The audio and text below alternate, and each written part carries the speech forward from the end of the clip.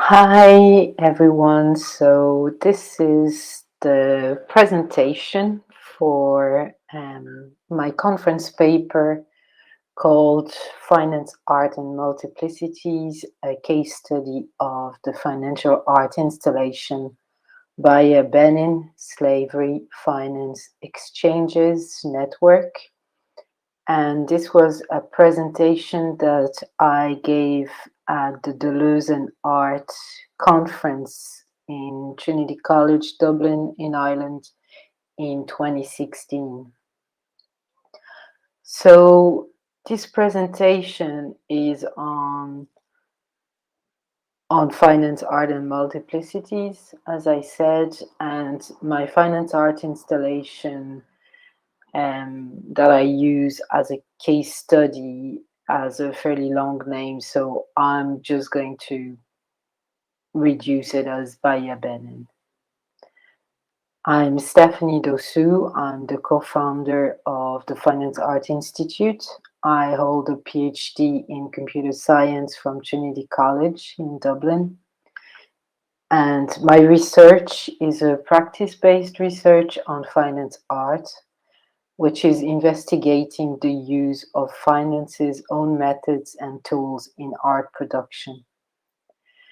Finance art is a term I have come up with, which is modeled on the term bioart. While bioart appropriates the techniques and methods of biotechnologies to remap that territory, finance art appropriates the methods and techniques of finance to remap the territory of finance. This research comes out of the experience and knowledge I have built and reflected upon over the last 24 years, working in finance and technology and bringing it to my artistic practice.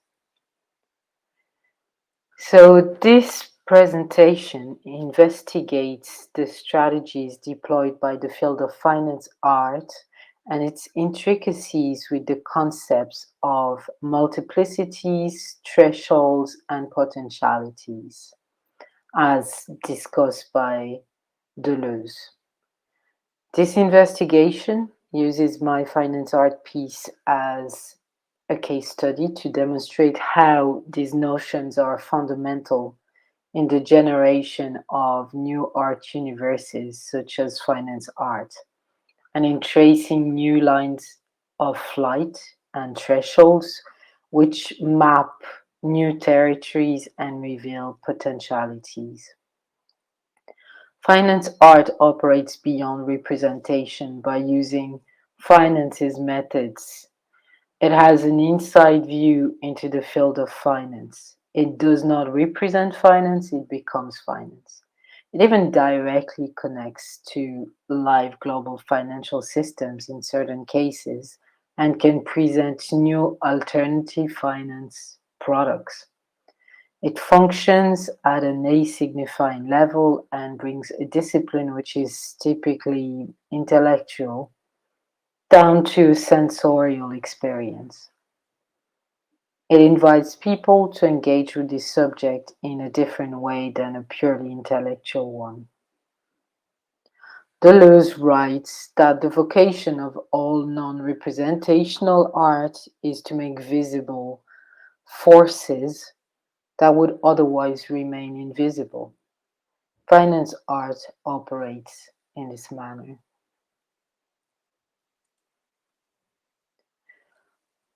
Within finance, my research is focused on financial markets and trading practices, and more generally in global finance.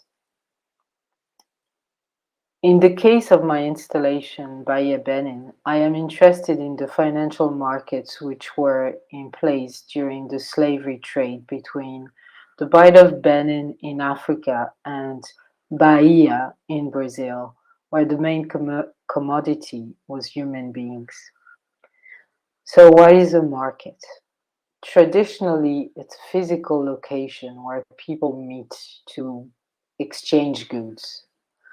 At first, there were swaps of physical goods, and my installation's period of reference is during such a time. Then money was introduced as a social construct, and actually, money was introduced a lot before the period of reference of my installation. In financial markets, another level of abstraction replaced goods with pieces of paper. In that context, the architecture of the buildings where the exchanges took place was the key technology that determined and influenced the flow of movement and information.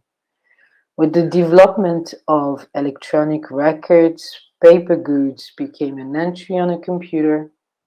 This is the process of dematerialization of finance, which intensified in the 1980s. This is a photo montage by Andreas Gorski. It's in the Tate Modern in London and is a representation of capitalism in the 90s. The fascination of the traders, their secret language made of gestures that look like a social dance and can move millions in seconds. The line chart of stock price is the main representation of fluctuation of prices based on offer and demand in kind of modern finance. However, things have changed and these buildings have been deserted. Most of these markets don't exist in physical locations anymore. They're all virtual and take place on farms of servers, which are located in data centers, usually situated away from the center of cities where old trading pits were, in remote suburbs where property prices are much lower. Algorithmic robots do most of the trades now. Human traders keep losing against them and are currently in a war against these robots, which are much faster than them. Finance might appear abstract and complex, difficult to grasp. Its connections with everyday life have become invisible through the multiple levels of abstraction that have been created between commodities and financial instruments. In creating new assemblage or agencement, finance art attempts to bring finance abstract appearance back into an actual sensorial, visible, and touchable plane, revealing its complexity, connectivity, and the rhizomatic network which underlies its processes.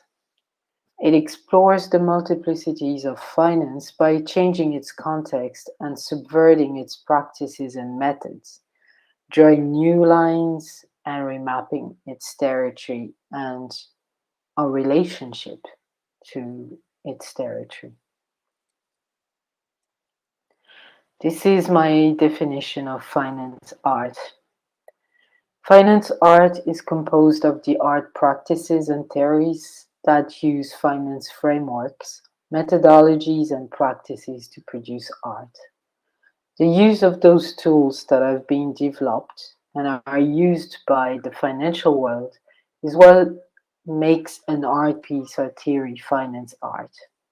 A long history of representation of the world of finance art in art production exists. However, it is not finance art, as the approach is purely representational and the methods used are the ones of traditional artistic productions such as drawing, painting, or photography, for example.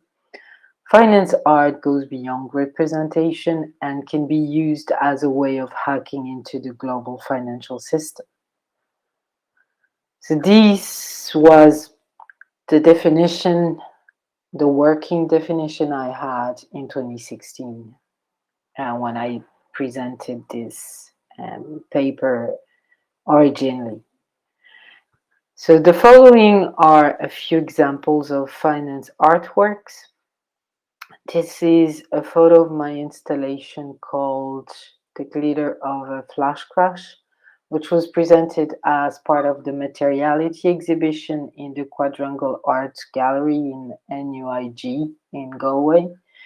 It is based on a series of data visualizations, animations that I have created using a data set of second data for several stocks, which are part of the Dow Jones Industrial Average Index during the flash crash, which happened on the 6th of May 2010 at 2:45 p.m.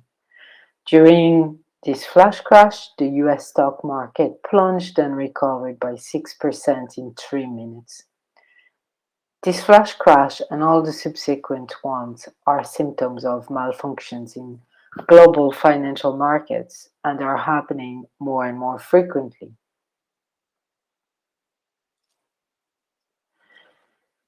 Data visualization animations of these data sets were projected onto a wall sculpture, which was also designed based on 3D visualization of financial market data. This piece is using typical techniques used by finance, data visualization in this case. However, it creates an experience where the audience feels the financial data through their senses rather than through an intellectual understanding or analysis. And the dramatic plunge that is done through the glitter and other means makes it a real sensation and embodied experience. These are other examples of finance artworks by the French art collective RYBN, whose interventions focus on financial markets as well, or they did at the time of this presentation.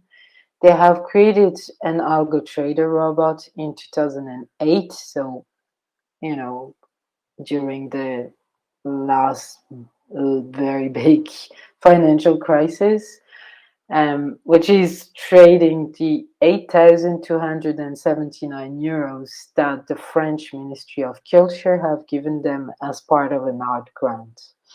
This bot is called ADM8 and is doing pretty well. Well, in 2016 it was still going, and its performance can be followed online in real time, and you can go and check it still. Similarly, Xingda Chung, a graduate from the Royal College of Art in London, set up the Superstitious Fund project, and the algorithm that he developed is called Sid the Superstitious Robot and follows the movement of planets and stars.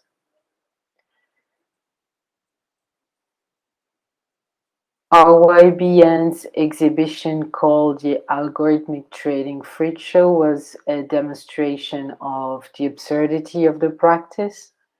The algorithms they exhibit often involve randomness and a level of stupidity. RYBN also created a sonification of the May 6, 2010 flash crash and its natal burst chart. The sonification is a 20-minute piece that represents the most dramatic part of that trading day. So, how can we use Deleuze philosophical concepts to create new art universes? And in particular, the concepts of multiplicities, thresholds, and potentialities. Finance art creates new entry points into the world of finance, new ways of accessing and getting into it. It creates new assemblage or agencement, a multiplicity. It exposes and remaps new connections through a non-representational path. It draws new thresholds or deletes them by making new connections between finance, art, people, processes, technology, bits, electricity, etc. Finance art creates and maps new lines of flight, ligne de fuite, over the field of finance, which is its territory, to deterritorialize our relationship to that territory, as well as the territory itself through the creation of alternative finance products. It redesigns the thresholds to remap them or remove them. By creating and producing these new maps, it reveals new potentialities and attempts to make visible, reorganize the functions and forces of finance. Finance art moves, displaces finance from its usual milieu, which is elitist and restricted, into an artistic milieu, which is open and inviting to everyone. I am using the Deleuze concept as part of my artistic process. These concepts guide me and help me produce finance art in my practices of art making and arterization. For example, the Deleuze concept of abstract machine is key to my practice in finance art and determines the way in which I conceive my art pieces. Deleuze and Guattari define abstract machines as follows in A Thousand Plateaux. Abstract machines consist of unformed matters and non-formal functions. Every abstract machine is a consolidated aggregate of matters functions, phylum, and diagram. As part of my creative process, I assemble different abstract machines, finance machine, art machine, into bricolage to create effects I want to I want produced. My art practice is not powered by defining what my pieces are, but by what functions they will perform. I attempt to design apparatuses that perform those functions in a specific and fluid agencement. However, as art machines are plugged into different subject machines, my audience, unexpected effects occur. This interests me as my creation takes a life of its own and stands by itself as a monument.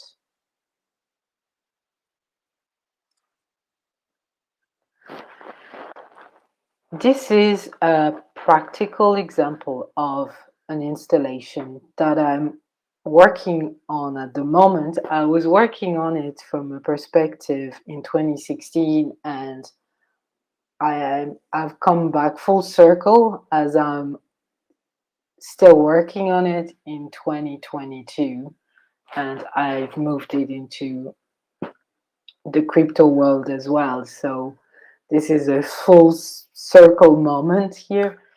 But at the time, this was a work in progress that was still evolving, and this was an installation which explores the financial market networks in place between the Bight of Benin and San Salvador da Bahia de Todos os Santos in Brazil from the 16th until the 19th century.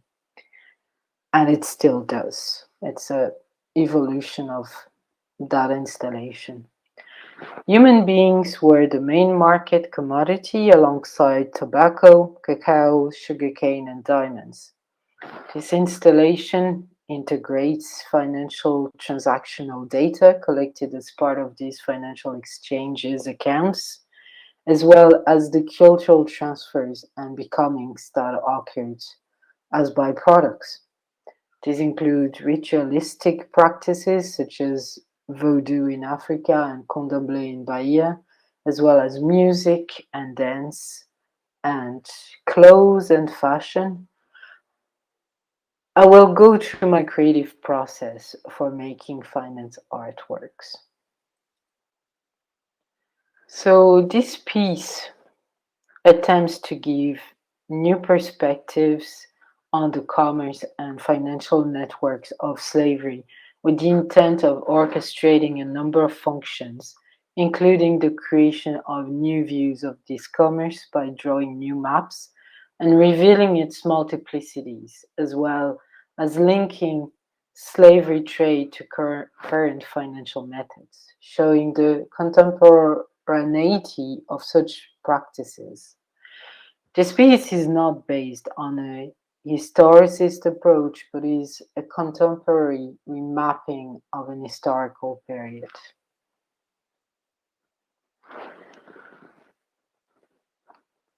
I am using the Voyage database, which records slaving expeditions between 1514 and 1866, with various information about the vessels, including the trading routes, the captain's name, the year, the number of slaves, and some of them the name of the slaves as well. For this installation, I have selected the trading route between the principal region of slave purchase, which is the Bight of Benin, and the landing region, Bahia. I was, at the time of this presentation, in the process of sketching data visualizations of the relevant data in this database and experimenting with other methods used in finance, such as price modeling based on volume, bid-ask, decision trees based on characteristics, and neural networks. This process creates and builds the levels of abstractions between the human beings that are being treated as commodities and the financial transactions, which are only numbers that can be manipulated, stocks that can be sold or bought, and the creation of derivatives from those stocks, which can be created through financial innovation, adding levels of abstractions between our immediate reality of these human beings and what is being traded, sold, and bought on an exchange. So the second part of this process is to bring it back to a human level by integrating the cultural byproducts that were exchanged as part of these main intentional financial transactions.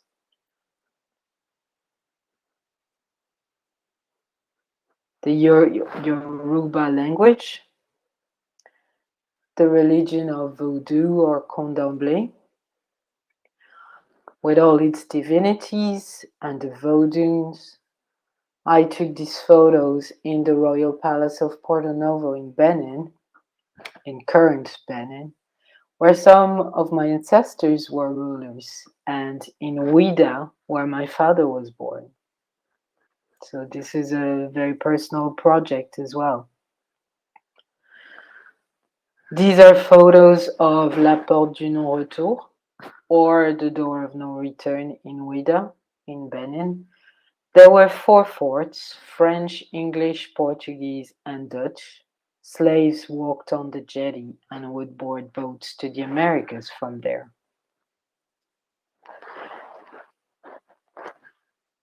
Some would arrive in San Salvador and disembark on this fort. I took these photos when I traveled to Salvador in Bahia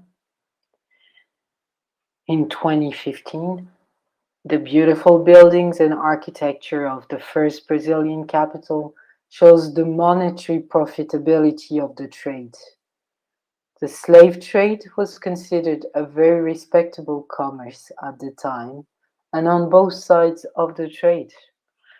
Kings of Abomey, from the kingdom of Dahomey, which is now the current state of Benin, sent ambassadors to Bahia to negotiate with Brazilians.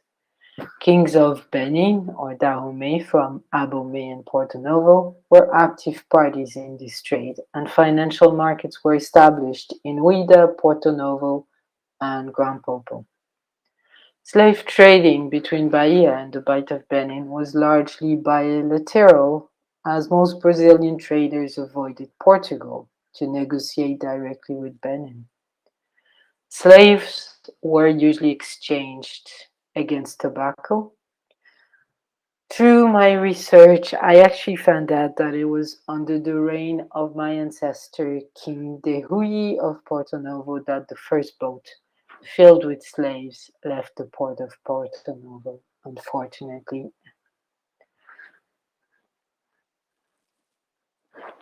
Subsequently, some freed slaves and descendants of slaves made the journey back and established themselves in Benin. This is a typical Brazilian house which was built in Porto Novo by a former slave. By re-adding these purely human elements, I attempt to rehumanize finance through mixing the sounds, songs, the rhythms, and integrating them to the dry mathematical operations of finance. The main operation of this installation is to facilitate the travel between the levels of abstraction which are put in place between modern finance and the impact it has on immediate reality. It attempts to bring back the material into the material realm, while this is using an historical period. The methods are current. Our current financial innovation, which is creating even more level of abstractions through the creation of more and more derivatives on derivatives on derivatives, require to reintegrate the human factors that all these transactions impact. Every time a transaction is made, it's not just a transaction, it has an impact on human level. So thank you. That was a presentation from 2016, and I just wanted to reintegrate it in my body of work, since it was presented in a point in time, and it is still relevant, and it's still relevant to my finance art research, especially since I have come back full circle to Bahia-Benin, and my latest paper, conference paper, which I have presented in Simon Fraser University in Vancouver, in British Columbia, in Canada, rework this installation and this, like, making it into a series and bringing it into the crypto world, and into the use of NFTs and integrating new ways of recording information, transactions, etc., in the blockchain context. So, thank you very much for listening to this conference paper. Thank you.